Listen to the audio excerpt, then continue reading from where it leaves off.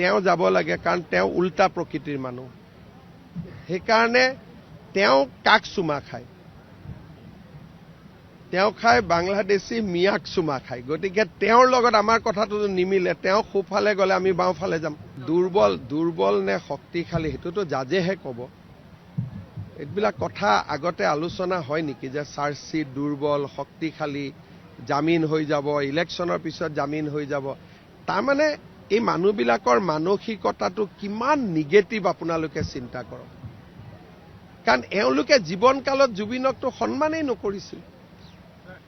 যোনে জীৱনকালত জুবিনক সন্মান নকৰিছিল, আমাৰ যোৰহাটৰ সাংবাদিকজনৰ দৰে, তেওঁলোকেহে জুবিনৰ ওপৰত এতিয়া বেছি প্ৰশ্ন সোধে। জুবিনক ভাল পোৱা মানুহখিনিয়েতো একো নুসুধে। জীৱনত অখিল গগৈক জুবিন গাৰ্গৰ লগত দেখিছিল নেকি? মৰাণত যেতিয়া অখিল গগৈৰ মিটিং হৈছিল, জুবিনকতো আনিব নালাগে বুলি প্ৰস্তাৱ লৈছিলে। গতিকে সেইবিলাক জুবিনক ভাল পোৱা মানুহবিলাকৰ বিশ্বাস মোৰ ওপৰত আছে।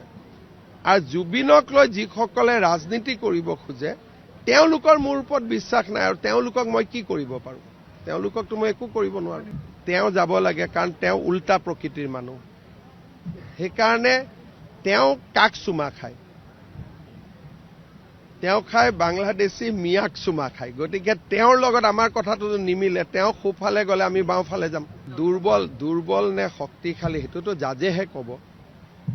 এইবিলাক কথা আগতে আলোচনা হয় নেকি যে চাৰ্জশ্বিট দুৰ্বল শক্তিশালী, জামিন হৈ যাব, ইলেকশ্যনৰ পিছত জামিন হৈ যাব? তাৰমানে এই মানুহবিলাকৰ মানসিকতাটো কিমান নিগেটিভ আপোনালোকে চিন্তা কৰক। কাৰণ এওঁলোকে জীৱনকালত জুবিনকতো সন্মানেই নকৰিছিল।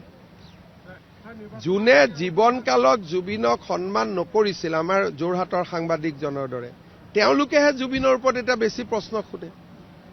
জুবিনক ভাল পোৱা মানুহখিনিয়েতো একো নুসুধে। জীৱনত অখিল গগৈক জুবিন গাৰ্গৰ লগত দেখিছিল নেকি? মৰাণত যেতিয়া অখিল গগৈৰ মিটিং হৈছিল, জুবিনকতো আনিব নালাগে বুলি প্ৰস্তাৱ লৈছিলে। গতিকে সেইবিলাক জুবিনক ভাল পোৱা মানুহবিলাকৰ বিশ্বাস মোৰ ওপৰত আছে।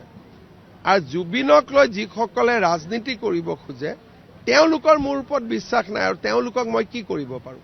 তেওঁলোককতো মই একো কৰিব নোৱাৰোঁ। তেওঁ যাব লাগে, কাৰণ তেওঁ উল্টা প্ৰকৃতিৰ মানুহ। সেইকাৰণে তেওঁ কাক চুমা খায়?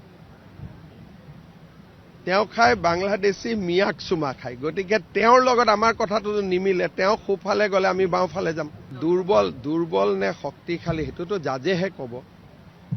এইবিলাক কথা আগতে আলোচনা হয় নেকি যে চাৰ্জশ্বিট দুৰ্বল শক্তিশালী, জামিন হৈ যাব, ইলেকশ্যনৰ পিছত জামিন হৈ যাব? তাৰমানে এই মানুহবিলাকৰ মানসিকতাটো কিমান নিগেটিভ আপোনালোকে চিন্তা কৰক। কাৰণ এওঁলোকে জীৱনকালত জুবিনকতো সন্মানেই নকৰিছিল। যোনে জীৱনকালত জুবিনক সন্মান নকৰিছিল, আমাৰ যোৰহাটৰ সাংবাদিকজনৰ দৰে, তেওঁলোকেহে জুবিনৰ ওপৰত এতিয়া বেছি প্ৰশ্ন সোধে। জুবিনক ভাল পোৱা মানুহখিনিয়েতো একো নুসুধে। জীৱনত অখিল গগৈক জুবিন গাৰ্গৰ লগত দেখিছিল নেকি? মৰাণত যেতিয়া অখিল গগৈৰ মিটিং হৈছিল, জুবিনকতো আনিব নালাগে বুলি প্ৰস্তাৱ লৈছিলে।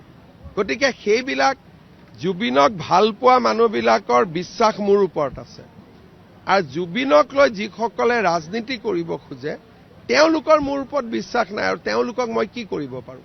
তেওঁলোককতো মই একো কৰিব নোৱাৰোঁ।